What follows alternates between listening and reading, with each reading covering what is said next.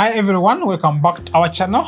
I'm Timothy, and today I'm going to be sharing some insights and lessons that I've learned and applied in my business from this book that is Good to Great by Jim Collins. Jim Collins is one of the great authors who had his team and they gathered and they had a study of how some companies were growing, others were not growing. And there are some lessons which are good for all people who are starting organizations or who are leaders. Many leaders or great people in the world will tell you that they have read this book and it has been impactful. There are some 5 lessons I've also learned from reading this book, which I would like to share.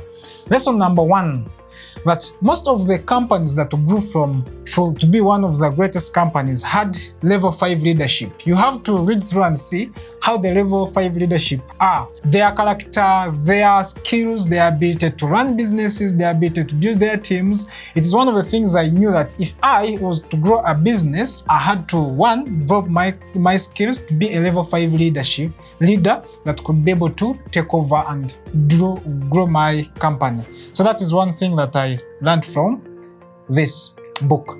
Another concept that he explains so well from this book is the hedgehog concept. This is a lesson where he focuses on what can be the best, or what drives the economy, what drives the passion behind the people running your organization, what is the engine of your company. So he talks of the why of that hedgehog concept and explains about the bus concept, whereby which people are you putting in the bus and those people you are going to remove from the bus. So it is one of the things that you have to really consider if you are going to build your organization. Another lesson I learned that I also apply is usually to know first who and then what to consider when you're building a business. The sequencing of things in your company, the sequencing of things in your business are very, very, very crucial. Most of the times, if you are running an organization, you must have a proper sequence of things. But he explains properly on what to do one, and what to do next. So this is one of the things that you have to also understand that you can apply in your business.